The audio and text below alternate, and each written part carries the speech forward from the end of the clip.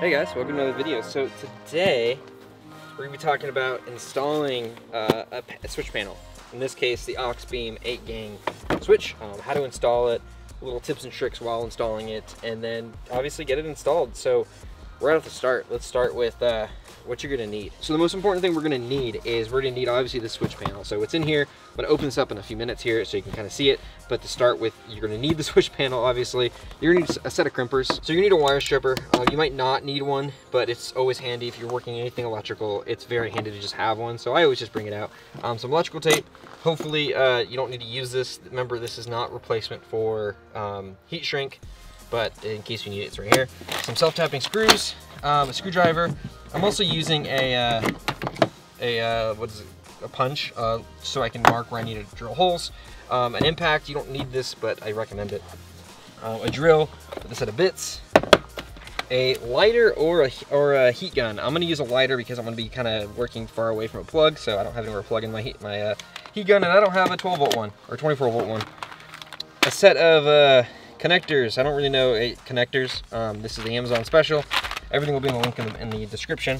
And then you shouldn't need one, but it's always handy to have one of these. It's just a multimeter in case you need to check anything. This should be really straightforward, so we shouldn't need this.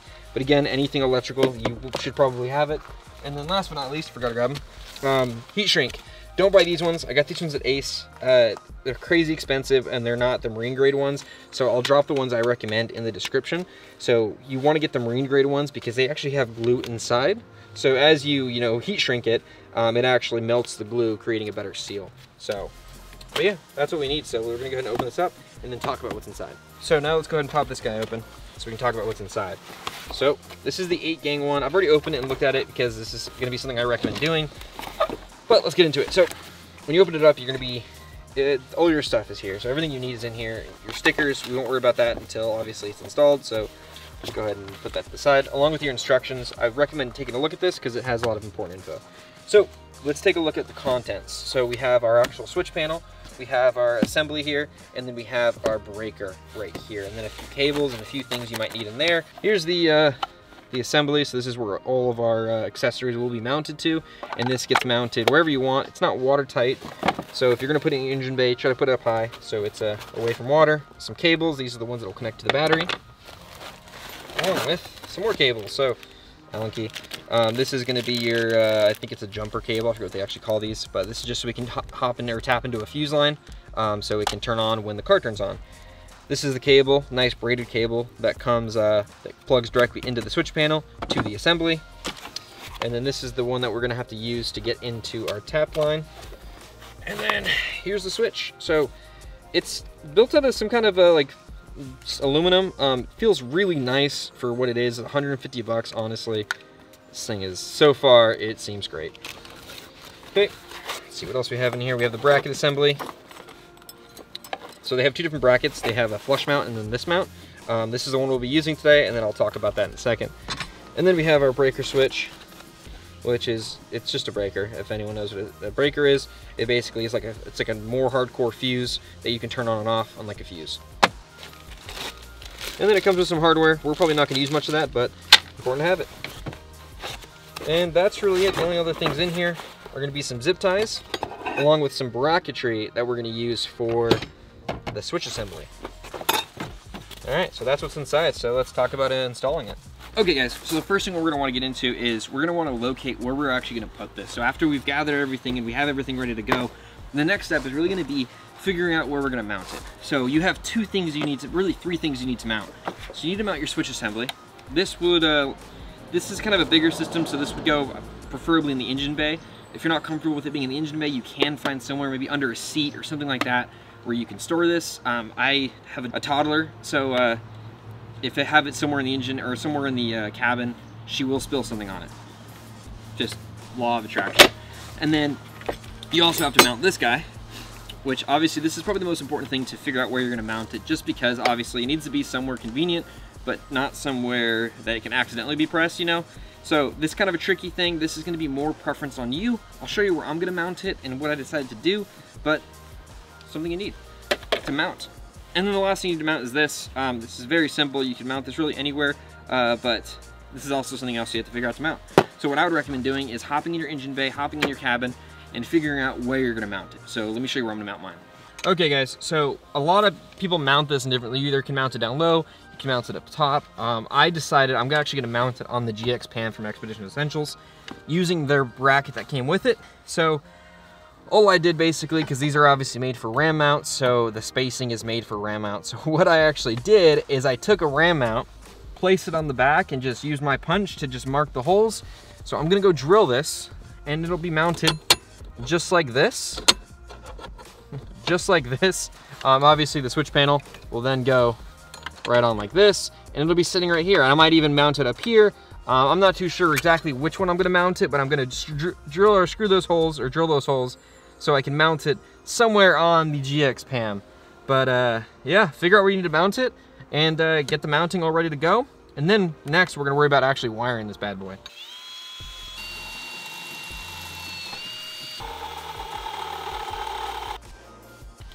Okay, so the next thing I'm going to be doing is actually attaching the switch panel to its little mounting system. And there's a ton of little screws in here, to be honest with you. I don't know which ones are which, but they're all the same thread, so it's really not that big of a deal. I'm going to try my best to try to find 4 identical ones.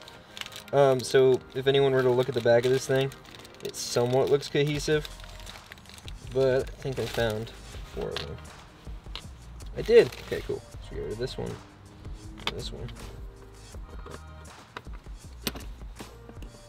Little tip too, before you're, while you're doing this, make sure you have the cable kind of routed the way you're gonna do it. I know I'm gonna put it over, so it's gonna sit like this. So yeah, just make sure you kind of have that figured out before you put it, because as you can see on the back of this, it does have little tracks. You can't really see the one that goes this way, but it has tracks so you can have an idea of where you're going to, you know, route this cable. But yeah, let's go ahead and hop in the truck and get this mounted. Okay, so everything's mounted.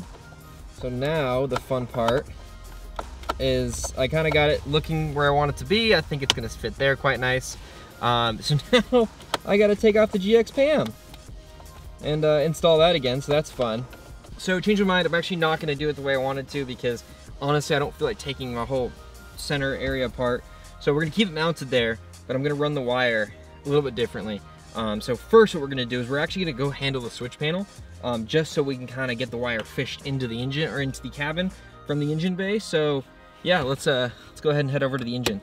Okay, so what we're doing now is we're kind of just figuring out where we're gonna put the assembly, the switch assembly in here. So I think I'm gonna set it right along here, because I want to be able to open the fuse panel and it to be kind of pushed back, because all the cables are gonna be coming out of this side. And from the roof rack, it's going to be coming and feeding into here. Once we get ditch lights and everything like that, everything's going to be running pretty much right here. So I think this is where I'm going to set it. So I'm going to use a puncher to kind of set where I want to, you know, make sure it is. And there's already a few, you know, holes here I can actually use. So I'm thinking of doing that, but for the sake of getting it where I want it, I don't think I'm going to be able to. So I'm just going to punch a few holes.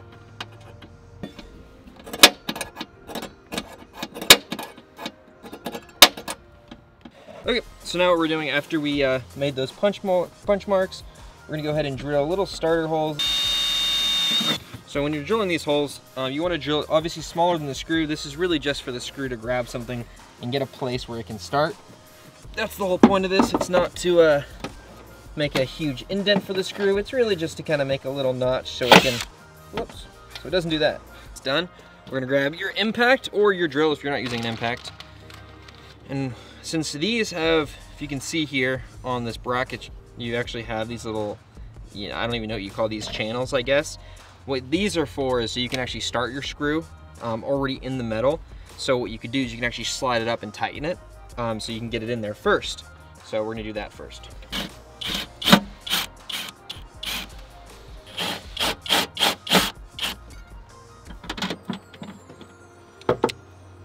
Out a bit.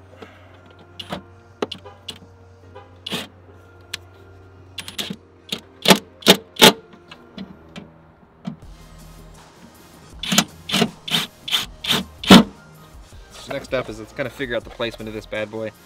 So for this, I'm not tightening it tight at all. I'm really just kind of getting it in there. I'll probably tighten it more once everything is done. But for now, I'm really just setting it in there just so it can not fly away by the wind. Okay, so now that that's technically mounted, now we can start actually looking into doing the wiring. So I recommend moving from the battery backwards rather than vice versa. So what we're gonna do is we're gonna get everything connected to this, and then tap into this, get everything here done, over with, and then we'll start making our way into the cabin and we'll be done. So we're already like 50% done, so it's pretty exciting. Okay, so we got a little breaker here. So that's gone. So we have, obviously it came with our bigger cables, so it has ground and then 2 hot wires, or positive. And so what we're gonna do is we're actually gonna get everything ready to go here before we connect it to the battery, just because that will make it hot, and we wanna be more careful when working with hot wires. So what we're gonna do is we're gonna take care of as much as we can before we get it connected to the hot wire. So yeah, let's get into it. Okay, so I figured out where I'm gonna put my ground. I'm gonna tap into this little 10 mil right here. Get this going just right here. Scratch up the car as much as possible. And now's the time to kind of direct the wire the direction you want it to go while you're tightening it. Okay, okay, I'm back. It's funny, I'm going from like wearing a jacket to not wearing a jacket to wearing a jacket to not wearing a jacket. So now what I'm doing is on the switch assembly, I'm gonna go ahead and plug in the negative or the ground, which is the black wire. I'm gonna get everything connected first, and then I'm gonna worry about tightening this. So once it's in there, go ahead and screw it down. And you want this tight, but there's no reason for you to go wild with it. Just gonna kind of tuck that below. Okay, so that's one part done. So now what we need to do is we need to kind of figure out where we're gonna put this this breaker switch. I'm thinking my first option is right above the or basically connected into the fuse panel, which is probably what I'm gonna end up doing. So let's go ahead and pop this guy open and see what we're working with. Okay, so we have this opened.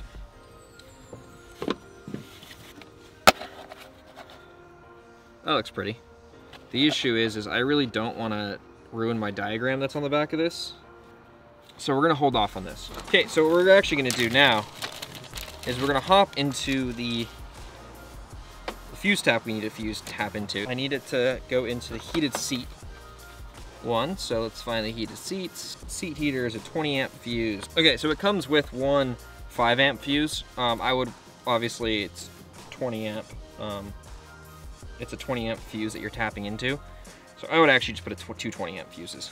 Okay, so now what we need to do is we need to figure out just how long that cable is, which is this little red guy right here. So this is gonna plug into, you can kind of see the smaller two-port or two-prong port here. It really does not have to be as long as it is.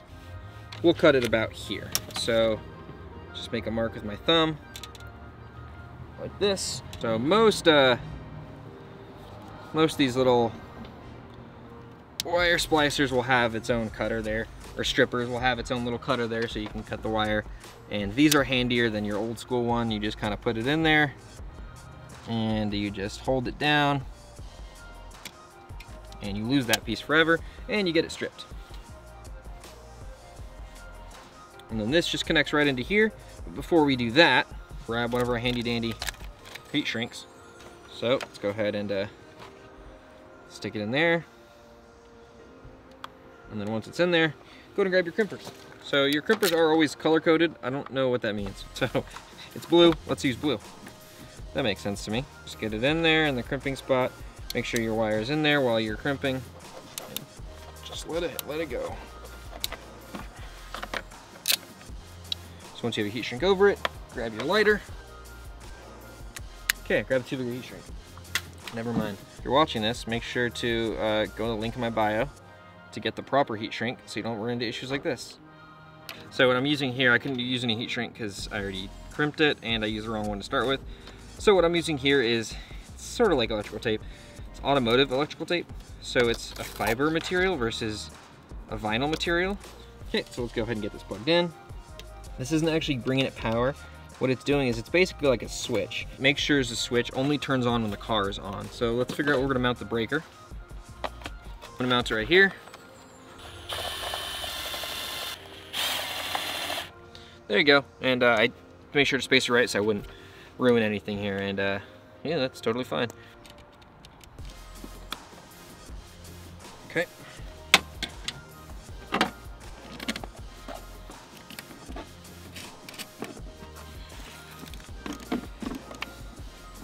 So tighten it tight, but nothing crazy. There's no reason for it to be insanely tight. Okay, so now we're gonna go ahead and plug in the positive to the positive from the breaker. And you might have to, depending on how you're doing this, you might have to make a longer cable. But with the GX, at least, you really don't. Everything's right here where it needs to be, which is super nice. So this is kind of the ideal mounting spot if you're on a GX470. You might actually have to turn those to mount under here. I forgot about that. So that is what we're looking at right now. So that's kind of how it looks inside. A few more connections and we will be ready to rock and roll. Pocket, I think. There it is.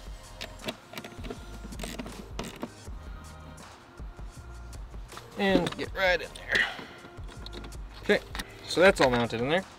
So technically, this should work. So what I'm gonna do real quick, everything's connected. I'm gonna go ahead and connect the wire directly to the pod and just see if the pod turns on.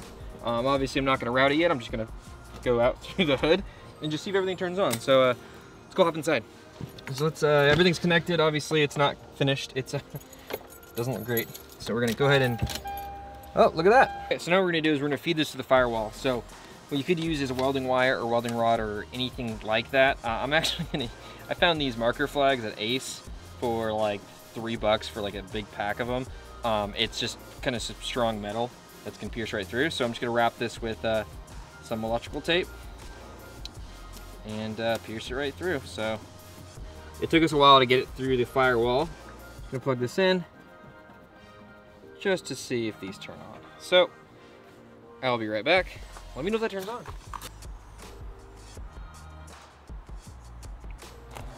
Everything's working. I'm gonna clean up all these wires, but not gonna do that in this video. I just wanted to show you kind of how to install it. It's installed. It's working. I'm gonna freaking rip these all out actually while I'm right here. But everything's good. So now we're gonna install a light bar, but not for this video. Tune back in next week and you can check that out. But yeah, catch you guys in the next one. Make sure to like and subscribe. Go join the Discord. But everything's installed. We're good to go. So smell you guys later. Peace.